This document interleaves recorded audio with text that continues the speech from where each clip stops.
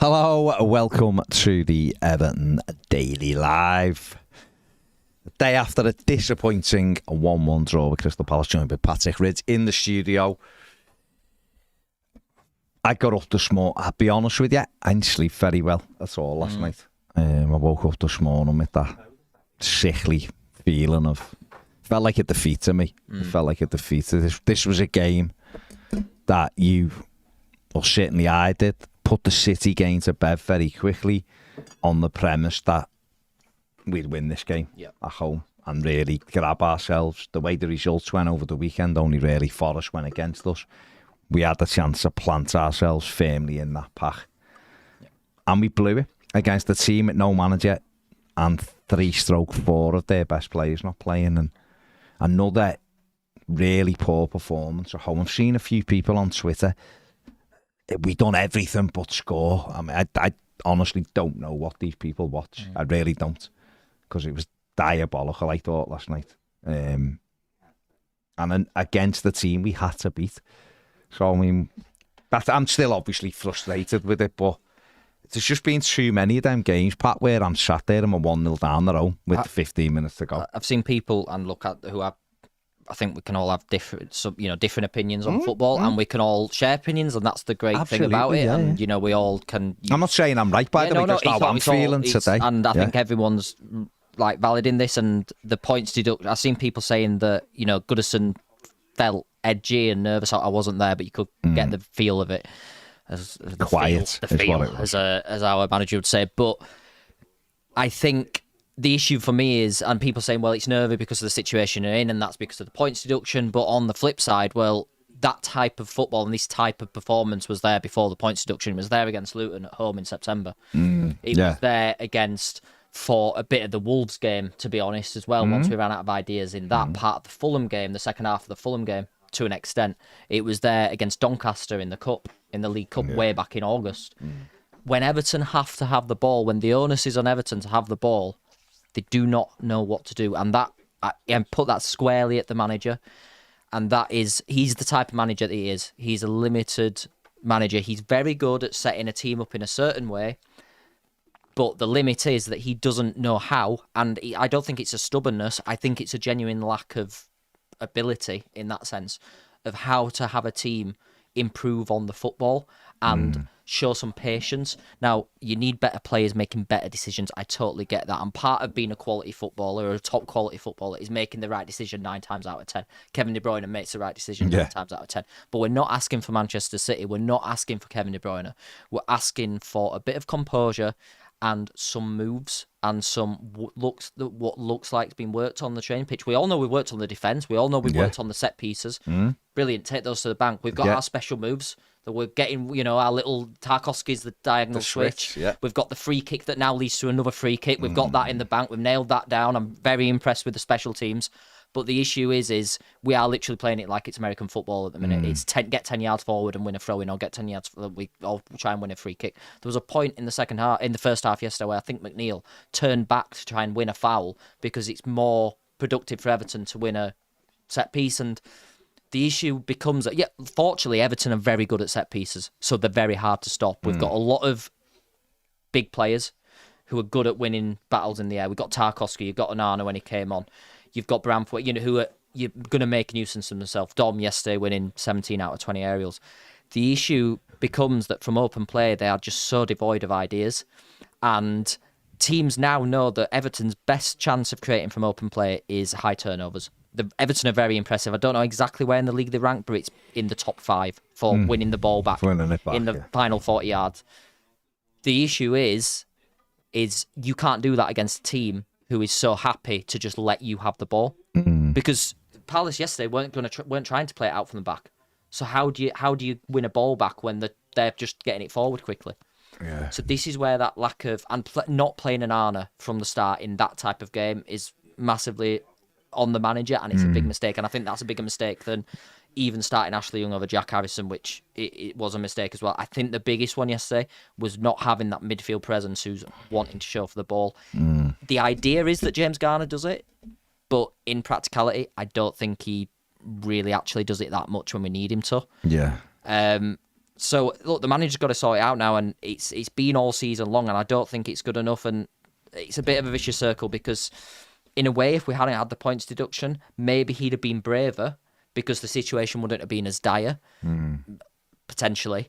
That it'd have been, okay, I'm going to try and improve on this. We're going to work on some things that need working on. That might be a bit of trial and error. We may make some mistakes, but we've got the insurance of being a mid-table side to do that. He can't now do that because it's all, all or nothing. But I've not seen anything from Sean Dyche in his career that suggests he would have done that even if we were a mid-table team. So, and the issue for me is it's not about style over substance. It's about if Everton had that side of their game, even with a deduction, we'd be much more comfortable. Yeah, it's really... I mean, Goodison Park, 6 wins in 21 games as Everton manager isn't good enough. 3 wins all season. We're in March. Next time you take the pitch at home. Yeah. And again, that's atrocious, really.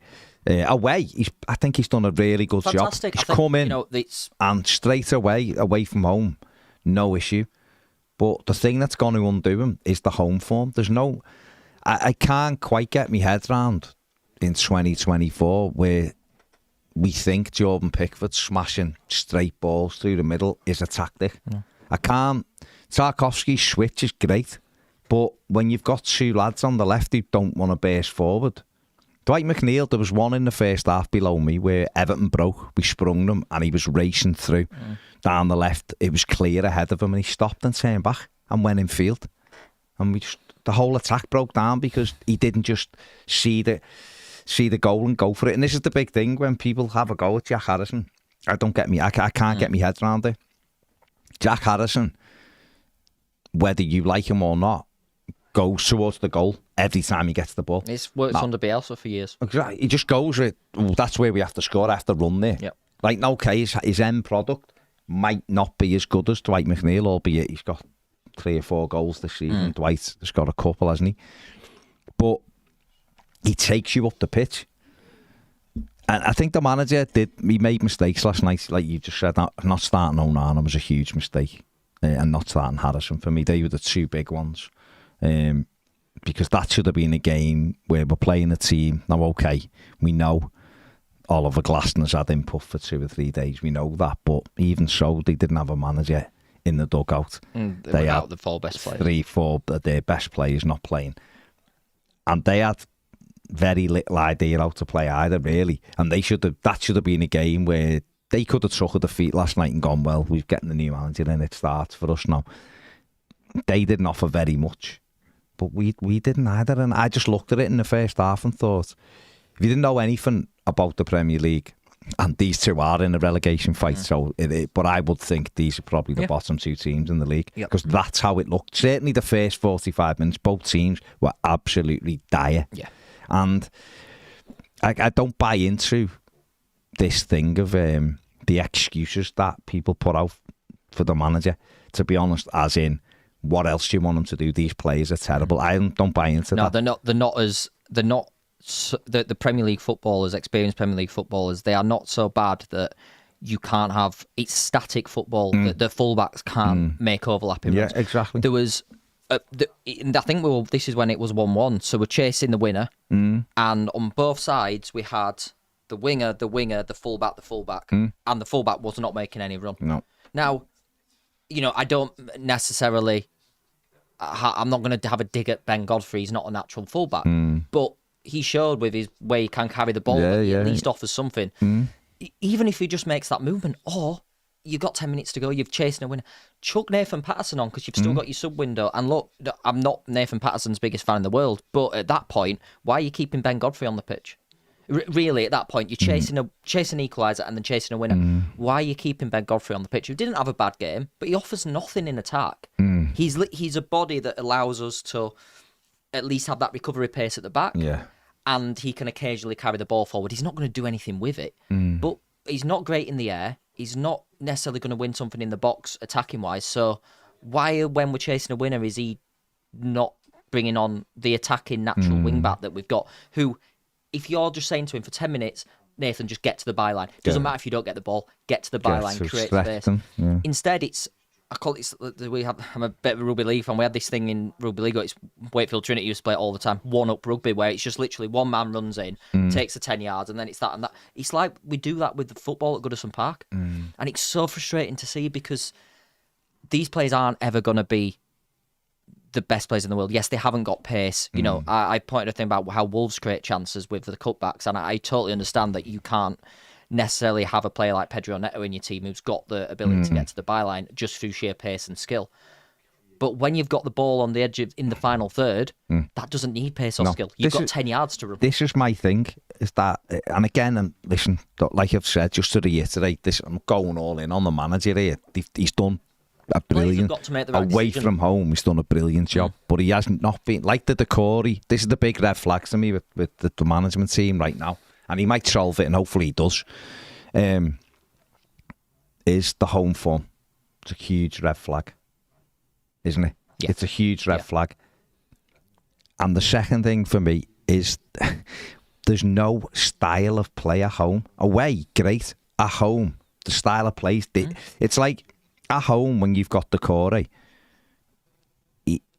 We look so much better away when he's in the team, and he looks like he's going to get a goal. I think the issue, at home, I don't know what he does. He doesn't gamble. No. So if we're going long and straight to Dom, then the Corey's got to think he's winning that, and I'm running beyond him. Because when the amount of times Dom does flick it on, he would be in the penalty area with the ball. Doesn't he? Hangs back. Why aren't we committing one of our midfielders forward as well? As in, drop into the pocket off Dom, get the Corey running off Dom. And then when you've got, like you just said, when we do work our way up the pitch, patterns of play should come in around that box to work the space to get wide, to put a ball into the penalty area.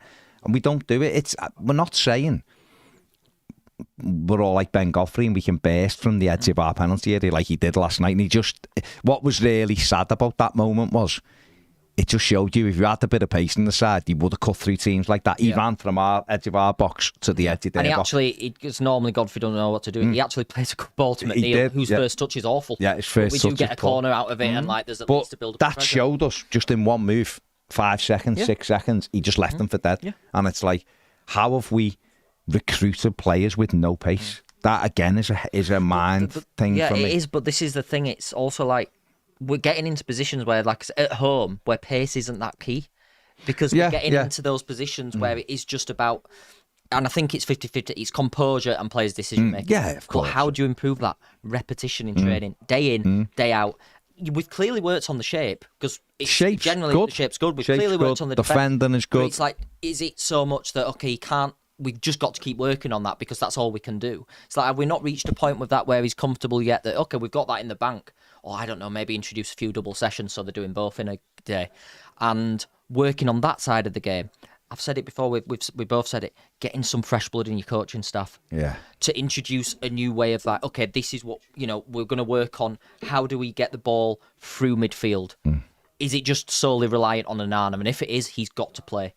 Or can we find a way for a player to drop in, perhaps the centre-back split, or perhaps we do what we used to do under Roberto Martinez in his first season, and the centre-backs actually stay together, and one of the midfielders drops into left-back position, and Mikolenko pushes up. These are all things that I just think we need to start working on.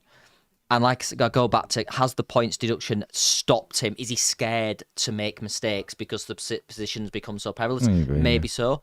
But to get out of the position, we need to win games where that's the style of play that you need to be able to introduce. We're not talking about it all game. We're talking about 10, 15-minute spells where you need to turn the screw. And it's got to be more than just a long ball.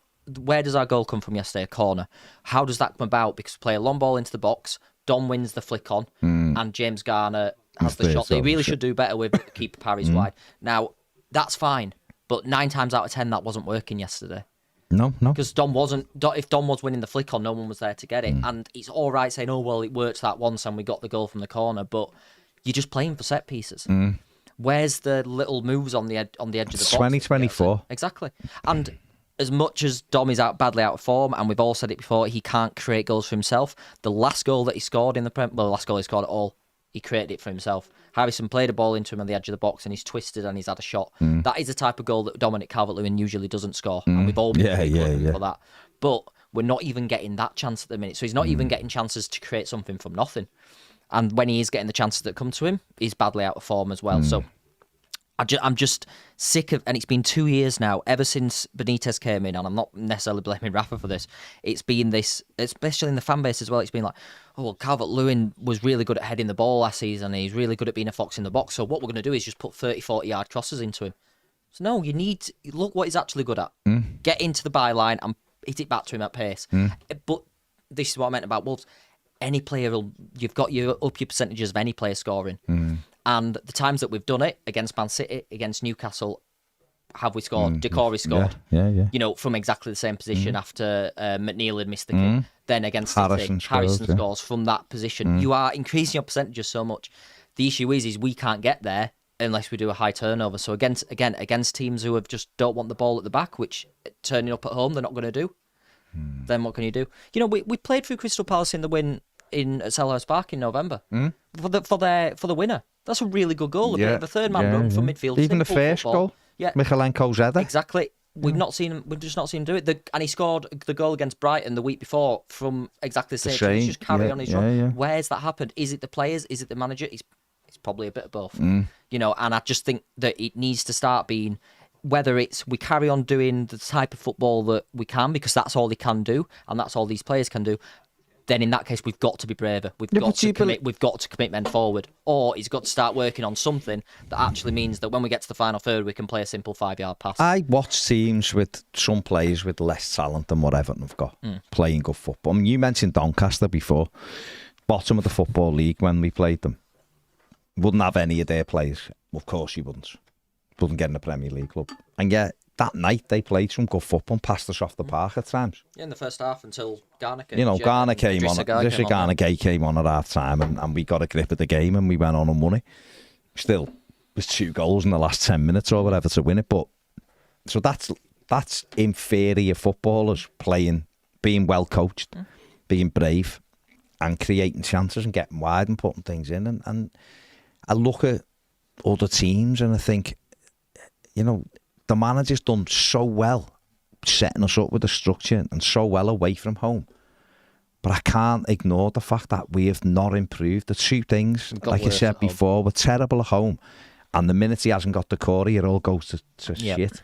Yep. And that cannot be the case. And he's got to find solutions for both of these things. Yep. And like I said, we played a game last night. If we'd have had one of them nights last night where Sam Johnston's had the worldie of a game and you've hit the bar. Which we've had this season, yeah, of course. Wolves and Fulham. Wolves and Fulham the first 2, even though I didn't think either performance was very good. No. We had a lot of chances and you go on another day we win both. Keepers done well.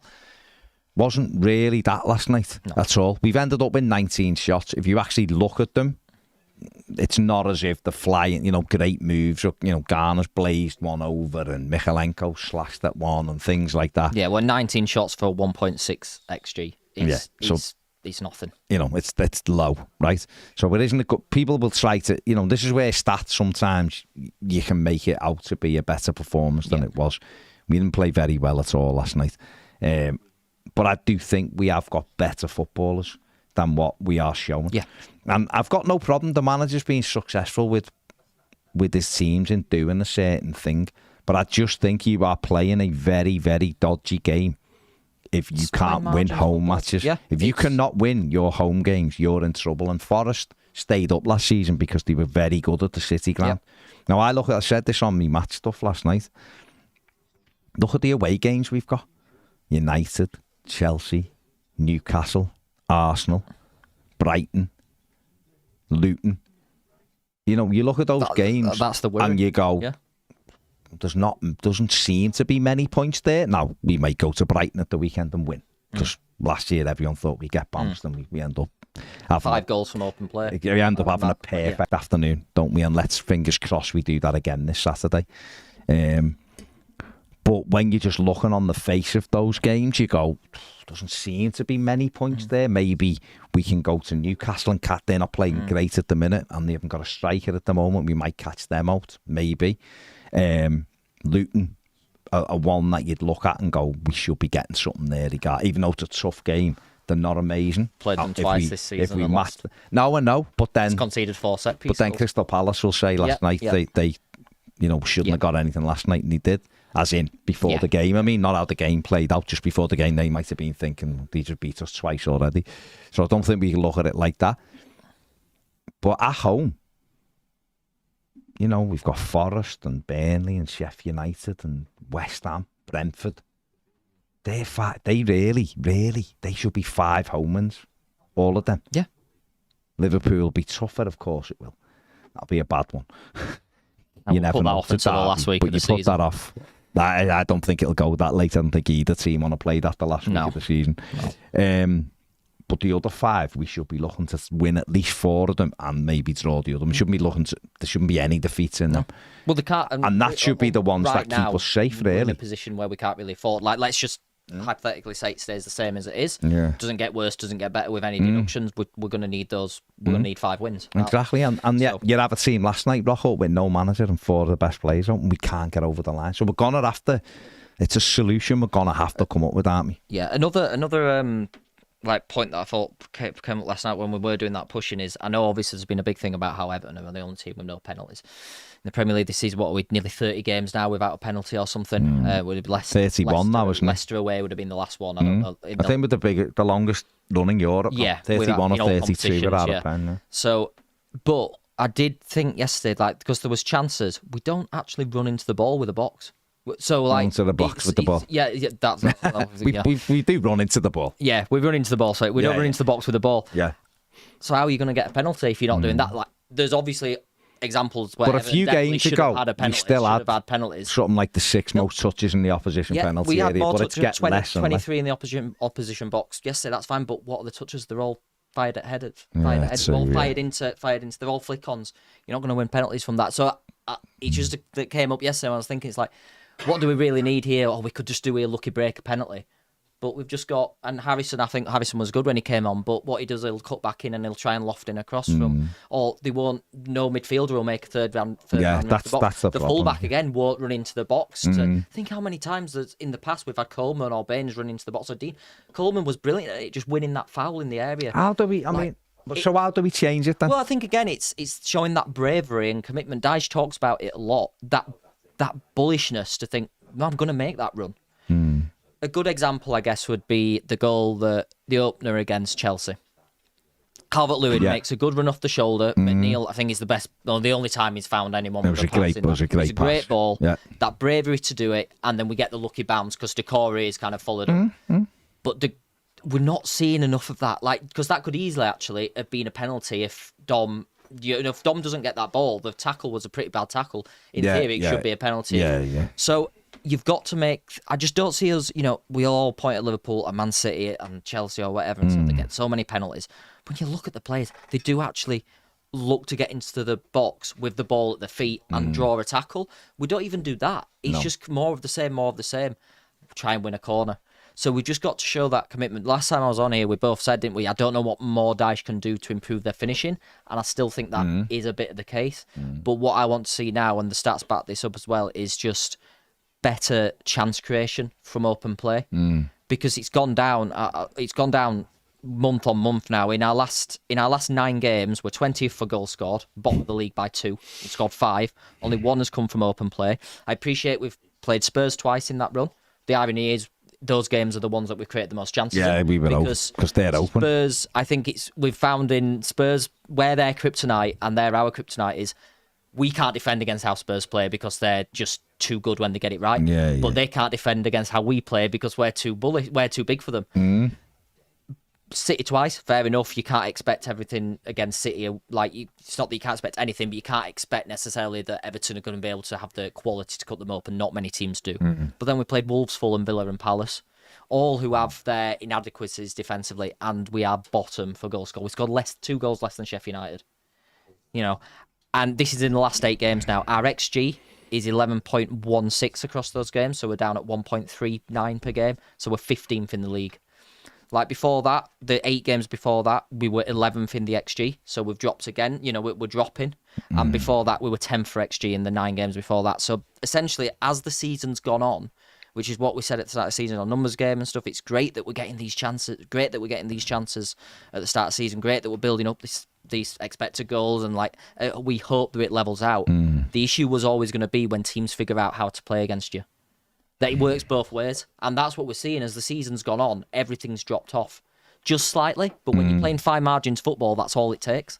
And the open play has massive. So up to the start of December, our XG in 13 games was 14.4 from open play, which isn't bad. 1.1 per game. It's not great, but for what we want us to be, a mid-table team, you can get by on that because you've got those set-piece qualities to bring as well. Yeah. Since the start of December, so that includes our 4 wins, 12 games played, 10.1 open play XG. So 0.8 per game. One a game, yeah. So essentially not creating a good enough chance from open play every game to score a goal from open play. We're not creating enough chances from open play to score 1 goal. So we are so reliant on set pieces, and it's lucky that we're good at them. It's lucky that we're good at them. Best in the league for corners, XG wise, and best in the league for set pieces. And we rank second best for goals from each of them, behind Arsenal each time. So we're not doing badly at all in that regard. But you can't just rely on set pieces, right? You just can't. I mean, I'm just looking on Understat there. We're sick. We're almost 17 goals less than our XG suggests. Our XG that they're using is just under 44. And Everton have scored 27 goals, and I'm 14 of that 27 have been set pieces, and that. It just says it straight off there. It's, defensively, we're actually quite good, aren't we? We're really good. I think we're in the top 3 or 4. Defensively, we are performing, as has been the case all season, around about where we should be, which is good. We concede, and we obviously you kind of want to be overperforming, but then you get the thing of last season, at the start of last season with Lampard. We're the 4th best defence. Yeah, eventually it'll catch up with you if you're constantly overperforming, but. We are performing. We concede the goals that, in theory, we should concede, but we don't concede goals we shouldn't concede generally. But it's a good way of doing it. That gets you 4th best defence in the league in terms of goals conceded, in terms of XG, all around that. What we are just so poor attacking, but it's got to. Jesse Marsh said it yesterday on his analysis. Were actually quite good. He was asked before kick-off, do you think it's a problem with Everton? Do you think it's bad fortune? Do you think it's bad finishing? Or do you think it's style of play? And he said it's a bit of everything. Because they all play into each other. That if you're getting chances that they're not worked on in a certain way, that are more, okay, they are set pieces, but you've got a lot of bodies in the box. It is a ricochet that might fall to Decore. And yes, he should put it away. I get that. But at the same time, the ball's coming in very quickly and he's got to make a snap decision. And he's just got it wrong, hasn't he? At the last second, he's just not put enough on it, and it spins off his foot. It's those kind of things. Whereas if you've got a way of playing and creating chances consistently, it's like from open play, you've at least got that repetition, and that's all. I go back to that Ancelotti season, and it wasn't amazing football, and we did have we had quality players in the final third. That's totally understandable, but even when those players weren't in the team, they still created the same kind of chances.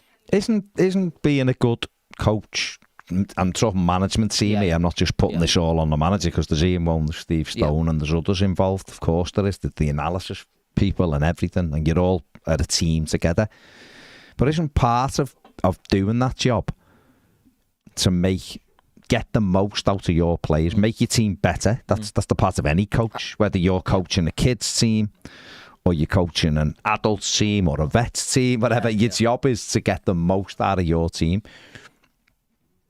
We're not getting. I don't believe. I mean, someone said there, laughing boy, Baz, we're no better than any of the teams around us. We have to accept we're nowhere near Everton teams of the past. I'm not disagreeing with that, but we could play better, more creative football than what we are playing now. Surely you accept that. This crossing balls, I said this the other week, hitting balls to Dominic Calvert-Lewin from 30 yards outside the box.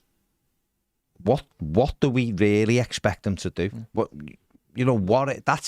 I seen this football when we had David Unsworth at left back and Duncan Ferguson up front, and Unsworth had hit long diagonal balls and Duncan would win the header, no one had run, and people would have a go at Duncan. It's like, what do you want him to actually do though with the ball? And we said, didn't we, off air, like those chances that Calvert-Lewin has, they are. He should hit the target at least. I think the first one he should get on target, and I think the second one he should really score. The defender does relatively well to kind of nudge him off. But the issue is, again, those chances are only chances because Calvert-Lewin is so athletic and he's got such a good leap on him. So he's meeting it at pace, the ball's coming in at pace, and as much as we all say he should score that, and in form he would score it, if Calvert-Lewin scores that first chance, we're all going, what a header that is. Oh, yeah, listen. So it's that... When he's headed that one, I'm saying you've got to hit the target. But that's simply because if I knew he was getting 5 of them a game, I wouldn't be bothered. I'd be like, he's done well, it's a great leap. It's because you know that he probably won't get another one. Watching with my dad yesterday, when that chance happened, that's 23 minutes in, and my dad says, let's get him another 4. That's it. Do you know what? Get one more. He got one. The second one, he should score with the second one, to me. Certainly make Johnston make a save. We are saying, like, you've got it, it's that bit of both. Again, it comes back to that poor finishing, but you're only getting 2 of those a game, and they aren't the easiest ones in the world. Right, I was a striker. Yeah. Right, it doesn't matter what level you're at. When you're not scoring, and you get a chance, you snatch it. You're going to snatch it. Yeah. And the minute you miss it, you think, I won't get another one. I should have scored, and it's on your And then mind, when it comes around again, you still snatch it. You snatch it. Now, he needs, and nothing will sort this out until he scores. Yeah. He needs something. The Spurs one the other day. He just needs a little tapping, or maybe it's a penalty. We don't get penalties. That's what he needs, right? But also, and listen, I've backed Dom big time, and I still think there's a good player in there. Yeah. Is he ever going to get... I had a couple of people come up to me last night in the match at half-time and were like, I know you're backing, but, you know, he's averaged 7 goals a season across his Everton career and this, that, and never been a good finisher. But he has got like 21 goals in a season and 16 goals in a season because we give him a lot of opportunities. If he was top drawer, he wouldn't be playing for Everton. So we have to realise where we are. Right? And the injuries have... the injuries have stopped progressing. He was on an upwards trajectory with goals till he got the injury. But if our big tactic is to get crosses in for Dom, then overdo it then. Overplay. Get 30 crosses in a game or 20 crosses in a game. And then it's up to him to get himself on the end of it. I keep saying... I've harped back to this loads of times, right? I've probably said it and bored you with the same story, but a few years ago, I watched those university lectures at Christmas whenever I'm ever off, you know, and because some of them, they're only out for half an hour, and they're dead interesting, and they're basically like an idiot's guide to certain things, so they're dead easy, they're dead watchable. But a few years ago, they had a Liverpool data fella on, Liverpool Football Club's only on for like 7-8 minutes. But talking about XG, and talking about what they've done, why are they so good at converting chances? Because Liverpool's conversion like far outweighs their chances at game. Even I've looked again, they're overperforming everywhere. City should be top on XG, on points. Liverpool are miles ahead for simple reason of they I don't know, quality finishes. They convert chances that aren't even really chances. But what he said was, when they get into they were talking about Trent Alexander-Arnold and Robertson, the 2 fullbacks. When they get into those zones, they don't look up and go, where's Diogo Jota? Right, I'm going to bend this one round that. They just get their head up and put it in the zone. And he said what they've worked at, what Klopp's worked at, is just getting those players into them zones. That's it, yeah. That's all he do. Yeah. So if I'm a striker and you've got it wide, I think I'm just getting myself between the 6-yard box and penalty spot because Paddy's going to whack it in. And I'll just make that run. And lo and behold, the ball drops at my foot and I tap it in. I think it's carelessness as well. Like, why don't we do it? It's almost like, weirdly, I think it's actually... And by the way, Trent Alexander-Arnold is quite talented at crossing the ball. Sometimes Everton do that to almost too much of an extreme where... So I think there's 2 examples from City last week. McNeil gets it in the first half when there's quite a decent move and he just kind of lofts one in. Dom is rare, he's got space between 2 defenders and it would be a free header, but McNeil doesn't even look up, he just lofts it in, it goes over everyone's head. Yeah. So that's the bad example of just not thinking, being careless, I'm just dropping it in, I'm not even going to look. The second one... See, I wouldn't even mind that if he'd done that 7-8 times a game. Yeah, but he only did it once, and against City, you're only going to get 1 or 2 chances. The second one, McNeil actually does exactly what he thinks. He gets his head up, he puts it into an area, but he puts it into that corridor of uncertainty on the edge of the 6-yard box. But Dom is 5 yards off it, he should be gliding in. So it's that example of almost... Well, Harrison put one in. Was it not McNeil? Was it Harrison? It was McNeil. That one that went across. There was one where Harrison broke and fired it across, and Dom was as well. Dom was behind the penalty spot. Right, so again, it's like we're kind of seeing both. To me, we're seeing both the kind of sides of it. We saw it yesterday. But I'll tell you why. In the first half, where it just went to the back post. I'll tell you why, though. I'm the centre forward. Yeah. And sometimes you do that, and the other times you stop and turn back. Because McNeil's first thought is pass it back. Yeah. If I know you're putting them in, I can gamble. Exactly. Which is and then Decore should be coming in with me, and my right winger should be coming in with me. So if I take 2 defenders away, you've got a little Man City tapping at the far stick. But we don't. I remember Joe Royle. I remember speaking when I was working at Everton years ago, and Joe Royle was the manager. And that's some night at Goodison, and it was great. I had 20 minutes with him and Willie Donaghy, and things were going well. But I was talking about like the upturn. How like things took an upturn. And he said basically when he come in, he told like Anders Limpar, and he said that whoever it was on, who he had on the other side, whether it was Hinchcliffe or whatever, you've got to put 5 crosses in each half. He said it was something he'd done at Oldham, because if you're too young, but at Oldham he had Neil Adams on one side, he had Rick Holden on the other, or Stuart Ripley was one early on. And what it was they literally just got wide and put crosses in. He said, you do 5 first half, 5 second half, and then I will have a go. My strikers, if they're not in there on the end of it. If you're going to play percentages football, which is what we do, that's what we do. Go to the full extreme. Go to the full extreme and go, get wide and get a cross. I think there was 32 crosses went in yesterday from Everton. I can have a look what we got first half. Look at first half, there was 9. So exactly, it's where they've ended up. A lot of them are just hit overboard. I mean, they're at an angle. Yeah, if you're cutting them back, if I'm a striker, what are the chances if you float one in here and the goal's there? I've got to jump, beat the man, and somehow get my own power. If you're firing them back at me, I only have to guide them goals. Or to feet.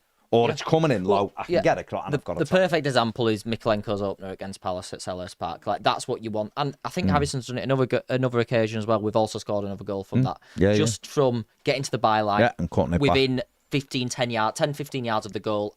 So much you've got less to do. We done it before. Harrison did put a brilliant ball in late on yesterday with his right foot. He did, But again, it's one of those that if the striker gets on the end of it, he was a lot in show. But if the striker gets on the end of it, you're like, what a goal that is. But again, it's like you're relying on everything being perfect. Yeah, but if he does that 5 times, he's striking out, one of them will come off. Yeah. And then we have a chance. Whereas we talked before about the goal against City. McNeil does brilliantly. Good out. We get an overlap on them. Bit of an overload. McNeil's on. He cuts it back, bang, and we've got a tap in because our left winger's crossed it for our right winger to put it in. But unfortunately, again, unless you... The issue is that's fine, and we saw it against Newcastle as well, but you are relying on teams, specifically, this is the home games, you're relying on teams who want to have the ball to play that way, like to pounce. And when you're playing teams who don't want to have the ball, or necessarily they're going to go, well, we're not going to let fall into Everton's trap, which is what we've seen happen over the season at home. And it's like, well, what can we do? It's like, well, we know they've only got set pieces. So we were lucky yesterday, I think, that Palace, I think they're the worst in the league for conceding late on. And Palace did a bit what we normally do and give away a few needless corners and things like that. And you're like, and we, in that sense that we did finally take advantage of it. You know, the equaliser is pretty much a repeat of Onana's goal against Burnley, isn't it? It's a really good corner. Good corner, great header. And he's got the height to go and do it. And it's just this. It's the open play. It's getting worse. What we could do. I don't see how he turns it around. What's their basic? Is a give and go.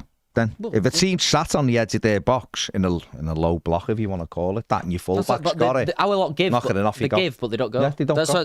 There was that point. I think about just after we'd scored, about 86, 87 minutes, where McNeil had the ball. He was on the wing. Mikalenko was stood there. The space to run into, he doesn't do it. And then it gets worked over, and Harrison has the ball, same position. Godfrey doesn't do it. Now, okay, it's that player's not making the decision to do it, but surely then this is what you work on training each day. That when we have the ball in this position, in this scenario, let's say you do it all the time, I imagine, in training. You set up, we have a 15-minute game, you've got 15 minutes to score a goal, to break down a packed defence. What are you going to do? This is how you work. Do it every day. Every day. So it's muscle memory. So it becomes... I know that it doesn't matter what player it is then. It could be Seamus Coleman. Coleman's the best at it because he knows how to do it. Unfortunately, his body can't keep up with him anymore. But whether it's Seamus Coleman, Ashley Young, Ben Godfrey, Nathan Patterson, Mikalenko, whoever it is, they know I'm going to make that run in this situation because I've trained for it. Where it does seem that what we do train for is corners, and that's great, but like surely there's time in the day to do something else. Or maybe they are working on it and what they're doing isn't working, so they need to change what they're doing. And Dyche, when he came in, said something like that his approach with Burnley, when it was going wrong, he'd sit down with his coach and they'd think, okay, what would a new manager do? And I don't think we need to throw the baby out with the bathwater, because a good chunk of what Dyche has done since he came in has been really solid, really good work. The away form is going down to a T. But surely it's time to look at the home performances in games like this and think what we're doing isn't working. They're for me are your bread and butter. Your majority of your fans are there. It's where you've got to make it uncomfortable for teams. Teams should be coming to Goodison thinking, oh, for God's sake, I don't want to go there. The fans are horrible. They're on top of you. The way they play is horrible. Make it uncomfortable. And that's I'll be honest, that's the biggest surprise for me with what he's not been able to do, is make Goodison awkward and difficult for teams. I just don't think it is. Last night, like I said, there was zero intensity. That shocked me. But I've seen it a few times this season. Luton at home and the cut was the same. It was just flat. Yeah. Come out with nothing. We don't come out. United at home. To get excited about that. United at home. We come. The noise was amazing, and yet we come out flat, and they scored a worldie after 3 minutes. To be fair, but we should have been in their faces and really not let teams settle, and we don't. We just it's just the way we play, and I get it. Listen, we've got different skill sets, but it's never worked crossing the ball 20 yards outside the penalty area back towards the halfway line or an angle. It's never ever worked unless you've got 3 runners in behind your striker and he wins it and you're in on goal, but then there's no room for you to get in anyway. Things have got to be fired across cutback. Cam's in the comments says Paddy's absolutely right. There's no bravery in the side. The players and manager seem terrified to get outside to Goodison. We've got 5 home games left. We should win all 5. Something's got to change. Got to. Fitzy's production says, listen, Calvert-Lewin's got to go in the summer. We don't get a transfer ban. 3 goals out of 22 games is appalling from a so-called England striker. Farhad says, if we stay up, we have to say thanks to Dyche and go for Potter or Fonseca and give the manager time. I do think, I mean, I'm not Dyche's biggest fan, but I think I wouldn't be giving anybody a new contract or anything like that. Definitely not just yet, but we've got to take into account, I mean, Jesus Christ, we could be hit with 2 points deductions. Hypothetically, that could happen and we could still stay up. And if that has happened, you can't be necessarily moving away just because the club at the minute, I mean, look, they are borrowing money to keep the lights on. So we're not, it is horrible, but that doesn't mean that we can't say the coaching staff that aren't here can't at least try and come up with some new ideas. And I fully agree that with the comment that, down the line, we do want to see that progression. And you can do that without being reckless, can't you? You can do that without cutting the core completely. You take a bit of the good and then try and build on it. But I just think with Dyche at the minute, it's like he's got to come up with something, and I just don't know if he's got it. I genuinely don't know if he has that ability to coach a team in possession. And that's the Calvert-Lewin thing again. It's kind of the same thing. Like Everton might have to sell 2 players as it is in the summer. Do we then have to go and replace a striker? We've got to pay for Better, who, for whatever reason, hasn't exactly convinced, whether that's lack of game time, whether it's the fact that he doesn't particularly look up to speed in the Premier League. Calvert-Lewin suits the way Everton are playing at the minute, but he doesn't suit any striker the fact that how we create chances. 17 out of 20, I know it is, but 17 out of 20 aerials that he won last night. Yeah. It is ridiculous. But there was a point in the second half where he won a flick on and he was the one chasing it 10 yards on. And I would, that happens in games, I get that. But we had 3 players around him stood still. We had James Garner, who's the busy midfielder that everybody loves. I think had a shocker last night because in games that he needs to get on the ball, he doesn't take hold of it. And then we had Decore, who didn't look up to speed, or at least he's back. And we had McNeil, who was, as you said earlier, trotting back 15 minutes in. Palace had the first He chance. was poor. He must be injured twice. That's the issue, isn't it? He was rushed back from this injury for no real need. He was flogged against Luton. I mean, they've had a lot of breaks, so it's like, well, are they just? He just doesn't look. He just doesn't look. He's obviously got stuff going on in his personal life, and that's terrible. But that's obviously affecting him. So therefore, give him a break. Then leave him on, bring him on a sub with 25 minutes to go, and let him run himself into the ground. He just looks. He just looks shot at the moment. Don't know. Yeah, it's just thingy. It's difficult, isn't it? It's a difficult one. There.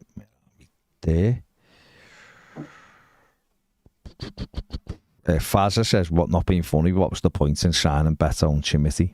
We don't play them. I think the Chimity one, to be fair, like that's the one where I do look at it and think, was it necessary? I know it didn't cost any money. I get that, and I think it was probably because they knew they'd have to sell Tom Cannon, so they wanted a body in. I know he's not costing any money up front, but he probably does suit the way Everton play more than Beto at the minute. But I do feel like, okay, if we're going to have to put 50 million somewhere eventually, would it not have been able to be done? I don't know, on a player that maybe he's playing at the moment here and now. Like again, it's hard. He's potential, isn't he? That's what you're paying for. But I do agree. You've got to kind of look at them, haven't you? At some point, like Dobbin was about to come on yesterday until. Yeah. I don't think Dobbin's the answer, but he was about to come on until scored the goal. I thought it was going to be for McNeil, but I was told that apparently Dyche was speaking to McNeil about looked like he was going to be pushing back to left back, which I guess makes sense as an attacking change. But with the crossing, yeah. Mike says, what does it come to when it's a relief to get at least 1 point at home against a poor Palace team? No playing style, no creativity, no pace, no passion. Chris says, afternoon lads, Dom needs to be benched, bring Beto in or Chimity. If Pickford keeps conceding straightforward shots, if Pickford kept conceding straightforward shots and headers like Dom misses golden chances, he'd be dropped. Kane says, Dyche excuse on every interview he made last night was Palace had a new manager in the stands and that made them play with more intensity. What's all that about? Don't know. Yeah, and it's the nervousness thing. It's like, well, come on, get over it. Like Everton didn't play badly because the crowd or the players were nervous yesterday. They played badly because it's the type of game that they just don't know how to play in. Alex says, afternoon lads, our home form is so diabolical. It made me interested to see how bad it is over a longer period. Since the start of 18-19, we've won 42 out of 108 home games, 38% win rate, an average of 7 home wins a season. Doesn't seem likely we'll get 7 home wins this season, does it? There's zero creativity in this side. It's mad to think growing up players like Leon Osman would get a rough ride off fans when in his prime he'd play in this side in his slippers. To be fair, he'd probably get in now if we threw him a pair of boots. David says, morning gents, Young instead of Harrison was the wrong call last night. We needed pace and hustle from the get-go. Hey ho, on to the next one, I still believe. Maya says this football can only gain a fan buy-in if it's winning football. You simply can't play this way and consistently lose or draw. Not dismissing the job Dyche has done, but he simply needs to be more proactive. But it seems he only has one way of playing, and that's the way it's going to be. David says, sad news about Andre Bremer. Passing kids that watch the Italian night, he'll never forget the left-back that took a penalty in a World Cup final with his right foot. Boss. Yeah, he was a hell of a player, Bremer. Stevie says, Palace must be really poor not being able to beat us in 4 attempts this season. Jake says, I'm not Dyche out, but I understand he doesn't take risks in terms of committing numbers forward as we're in the position we're in, but it's a painful watch. The team selection, the lack of risk going forward at home to a struggling side without their best players is no better than what Allardyce and co have turned out, and they were harmed out. We don't string 3 passes together and the tempo's non-existent until we go behind. It's awful football. Yeah, it's difficult to argue with people who are feeling like that, isn't it? Paul says the deduction is clearly affecting the players, the manager's thinking and our fans. All 3 are terrified of losing. It's not great, I know. I hate the way we play, but we have won 30 points with a squad that isn't fit for purpose. You see, I think the squad is fit for purpose in an extent. It's very, very thin. It's very thin. I think we can say it. So in that sense, yeah, I absolutely agree. But, it's a better squad than Luton, it's a better squad than Burnley, and it's a better and they proved that, that they wouldn't have 30 points if they weren't good enough to have got 30 points in the first place. So this is what Dyche has done his entire career. He kind of goes on very bad runs and then he manages to get good runs, and let's hope, if Everton get another good run together, 4 wins might be enough to completely put them out of danger, might it? And who knows, 10 points back later this week, and we'll be back on for Europe. Yeah, that'll be lovely. Patrick says, Glenn says, Patrick, only question. Rather than gaining 10 yards and running between guard and the centre every first down, isn't it about time Dyche calls for a standard Statue of Liberty play? I'm not good enough on my NFL. Sorry no clue what that is. Colin says, I have no words. Please explain. Yeah, please explain it. I have no words for what I watched last night. One, if not the worst performance in the last few years. The long ball and crossfield ball all night is horrific. As soon as I saw the possession stat was 47-53 from the first 20 minutes, I knew the night was over. Secondly, how can you watch that first half and send the same side back out with no changes? I cannot be asked with Sean Dyche, how can you play like that at home and expect to stay up? Sorry, great show. As always, rant over. Harry says, for all the crap McNeil gets, he should have had 3 assists last night if our strikers had half a brain between them. I mean, again, he's putting those 2 great crosses for Dom. I get it, but like I said earlier, Dom's got there in the first place by making them, and then he obviously should score. But shouldn't McNeil be? He's our creative sense. I think he had 5 key passes last night, but again, they're all just hopeful crosses, and then one 2 very good ones, I'd say, and the corner included in that. There's got to be more to it. There was a point in the second half yesterday where McNeil for once does actually make a good run, overlapping run, and McNeil has to play a simple 10-yard pass and he hits it out of play. And McNeil, you can tell he's frustrated. Yeah. You can tell it's just not quite going for him. I don't know why every first half of every match they have him running in field onto his right foot that I think he's actually allergic to hitting it with his right foot. He can't use it. It's crazy, isn't it? And then in the second half, it's like they realise their error of the ways and go back to him being out on the wide. But it's like, why do it in the first place? It's strange. Yeah. No, I think it's worth noting as well. I think it's going to be mentioned on the final word later. But we have, our 13 open play goals this season. That's the joint worst in the league with Sheffield United.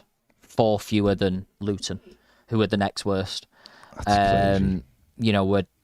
We're 24.5 XG from open play. So, I mean, it's not above West Ham, above Fulham. We're about 13th, 14th for that. But, a lot, as I said earlier, a lot of that has come in the first 2 months of the season, essentially.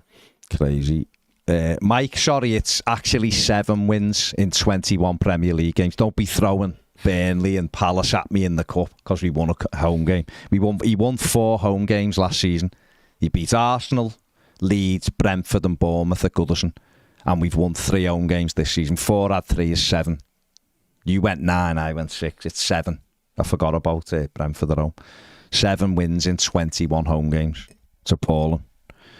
Mills says, it unpopular opinion, Everton would be in this position with or without Dyche due to everything off-field affecting the on-field.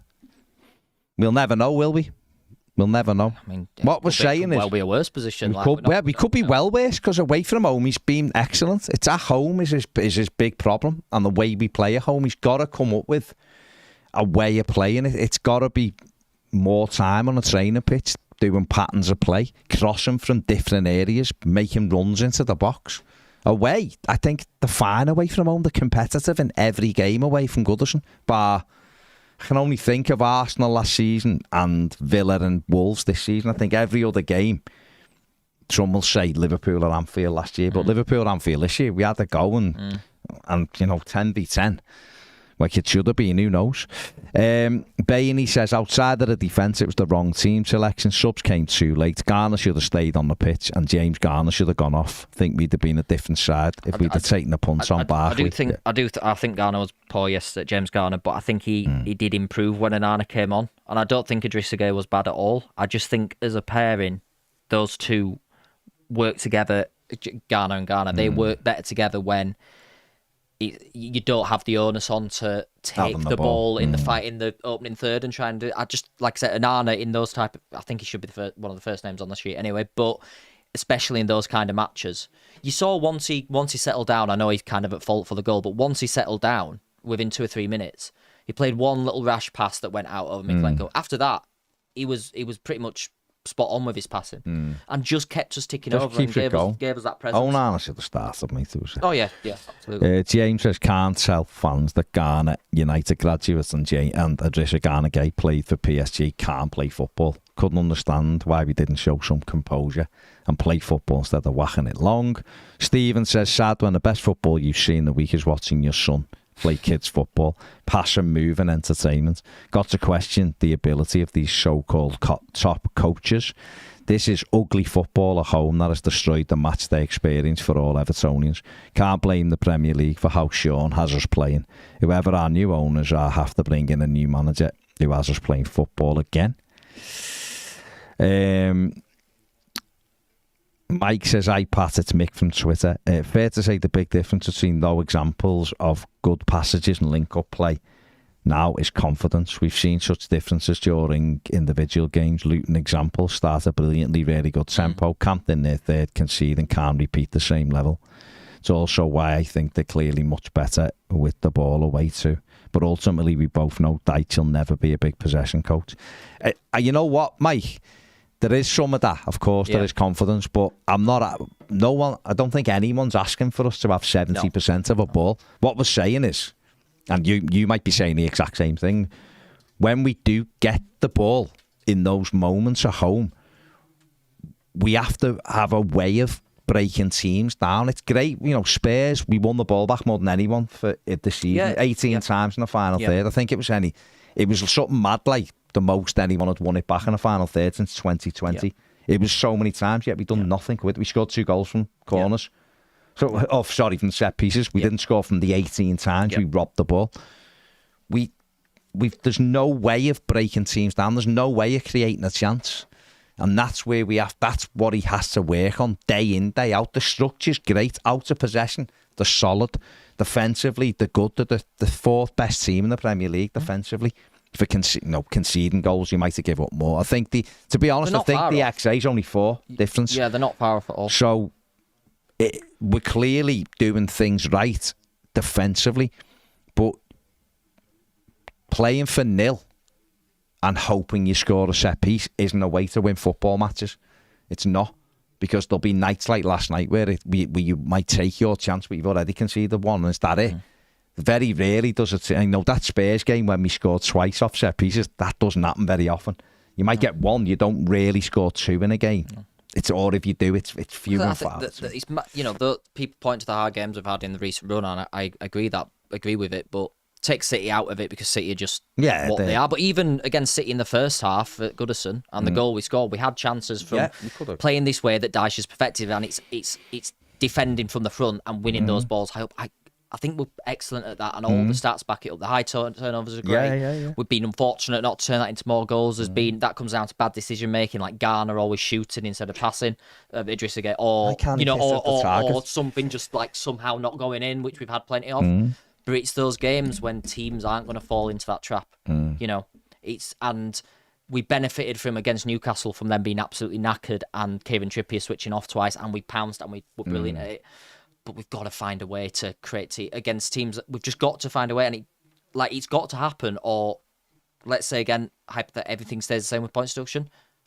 We'll go down. We'll go down because Luton have got a way of doing it. They've found a way of doing it. They've found a way of creating those chances from open play that they really, really do test teams, and I don't think Everton do. I think it's few and far between. They have a bit of pace, don't they, in the power. They do, but like I said, Cauley Woodrow against United came in for their quickest player. What I mean, wide. But wide they do, they have the wing backs that get forward. Yeah.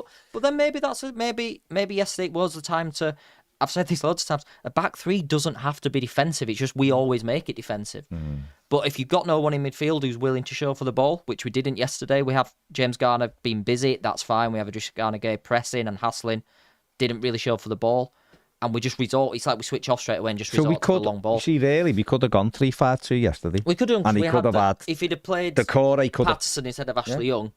Well, even Young as a wing back. Or played Young as a wing back, yeah. You could have had Decore sat off Dom as the 2. Yeah. So you still could have played Decore. You could have had 3 midfielders and James Garner, Idrissa Gana Gueye and Onana behind them. So them doing the pressing and Onana policing. But he'll never not playing McNeil. And you could have, but you could have played, realistically, Michalenko could have played as the third. They had Joel Ward playing as the third centre-back, who's a right-back. We could have had Michalenko playing as the third centre-back, but pushing on, and he could have had McNeil.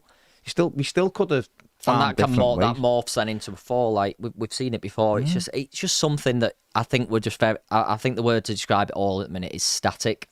We've got a good. We know what we're good at, but we know it's almost like we know we need that extra bit. Just none of the players and the managers and the coaching staff just don't seem to know how to get there, but they need to find a solution. Like last few, Clive says a number of years ago we only got our first penalty on the final day against Newcastle. Yeah, Bainey says this style of play is reminiscent of the mid-90s. Not good enough. Then we had Dunk. Matt says just objectively speaking, Dyche isn't getting the best out of the squad, particularly the attacking players we have. We've certainly seen players like Dom and McNeil contribute more. He hardly uses Beto, who was decent in Italy and doesn't use Danjuma or Dobbin. You can't argue he's getting the most out of any of these players. Yeah. Jay says, good afternoon, gents. Few points I need to get off my chest. How can we possibly escape this season? 3 easy points passed up, in my opinion, last night. Supposedly easy home games to come. We all know we'll throw 2 of the 3 of them away due to our dour way of playing. Another when we move into our gleaming state-of-the-art Bramley Moordock, are we seriously going to be showcasing dice ball? And finally, with our average players, I mentioned way of playing, I think we've been dragged into a relegation battle anyway without points deduction. Sorry to sound off, but my patience and ambition is nearly at 0. Well, without the points deduction, we'd be 12th. So I think we probably had just enough to be fine. And who knows, once them conditions are different like that, we might play slightly differently. Tazul says, hi guys, why don't our fullbacks ever go beyond our wingers? Yesterday Michalenko had a couple of chances to go on the outside McNeil, but he didn't move, as if he's been told not to cross the halfway line. It's so frustrating. We're so static, no movement, no pace. It's turgid. Bainey says, do you think our form is a victim of how long we were without a proper centre forward? I'm sure if we were telling our wingers to put 5 crosses a half in, statistically Dom would win a high percentage of them. He hasn't become a bad striker, in my opinion. The team doesn't provide the ammo for him. And Brian Farrell says 3 big missed chances last night according to SofaScore. If the players were putting away the sitters, we'd tolerate long ball game. Download the app as well, by the way, because you can get all those stats yourself. Well, you'd hope that we would take our chances, wouldn't we? It's just frustrating, isn't it? It's absolutely frustrating. Farzad, Paddy doesn't live here, which is why he's not on as much as we'd like him on. But he does more than a game. He writes for Substack. You can subscribe to that and get tremendous written content. He is a journalist, but he's a big Evertonian, obviously. Doing and a big piece on Opta Analyst as well this coming week. So yeah, give that site a follow. That's very good if you're into your statistical stuff. Yeah, it's always good to look at. Editorial in there. Do it. He's very, very good. So glad you are enjoying him on the show today. That's why he's here. Of course. Ian says, I think the squad is okay, but long balls or diagonal balls is a percentage game. The final third is the issue. Everyone is terrified of the ball once it's in that area. Shouldn't be though, should it? We shouldn't be. We shouldn't be terrified, should we? But we do seem that way. And someone says, as Ped said before, it's Hail Marys we need, I think. But let's see. Listen, if we could correct the home form, we'd be fine, wouldn't we? And that's big. The big manager's big conundrum now, getting them to sort the home form out, get patterns of play, get crosses in, get the fans engaged, and therefore Goodison does become that horrible place to play. People get in at the moment. There was no pace either side last night, Young and McNeil. Everyone's terrified because we're just left in purgatory by the Premier League, who seem to just have open-ended deadlines on anything. Whether it's a bleeding hearing, or whether it's, take over. Well, it's changed now, hasn't it? But it hasn't changed for this one. No, until this one is out of the way, the new ones can't come in. So you just go, we'll do it whenever. So everyone's terrified and stressed, and this is year 3 of this. This isn't, the first season where all of a sudden we were in a relegation zone when we haven't been, and it caught us all on the hop. and we didn't know how to do anything. Do you know what I mean? We are 3 years in, and all the seasons have merged into one. And even this season, when right now we should be 12th on points won, we're not. Okay, we're great. We're outside the bottom three, but on goal difference, and we're not winning home games. So everyone goes to Goodison thinking, "Is this the night we're gonna do it?" And then the team don't come out with any fire and passion and intensity, so it doesn't get the crowd off the feet. So when you merge all of that together, you've got a flat Goodison, which it can't be. You need it to be a place that inspires the players and a place that means the opposition are panicking when they're defending. And the only real panic coming to Crystal Palace last night was after we scored. And yet, when did we score? Was it 85 or something? 84. 84. So you're talking about and look at what happened in 84. We scored a goal, and then James Tarkowski misses a great chance at the far post to win it. We have another few moments where they're clearing balls from inside the box. They're a little bit panicky. Imagine if we could create that uncertainty and that panic moment from minute one by putting teams on the back foot. And the only real time, I'll be honest, that I've seen us come out with that real intensity from the first whistle was Bournemouth at home. And we had them flapping. Now, they played into our hands as well. But, that, you know, when we do it, Goodison's a horrible place to be for the opposition, and we win games. And yet we're not making it horrible for anyone, and therefore we're not winning. And it's 8 games without a win now. It's depressing. Graham, you're having the final comment, and that is, I can't believe it's come to me wanting that shower over the park to pace the team. That's where we are, mate, aren't we? We're all Man City fans tonight and Liverpool fans tomorrow, which is depressing. What a depressing state to be in. But hey ho, it is what it is. Right, just stay where you are, me and Patrick, or Ped and Patrick, or whatever. We'll be on More Than a Game in 5 minutes to discuss everything else going on in football. You won't have to do anything. You literally just leave it as it is. Ned will just transport you over as if you're on Star Trek. There you go. Stay where you are. Hit the like button, subscribe if you haven't. We'll see you in 4 minutes to talk more footy. Get over there, chat and talk to us. See you in a minute.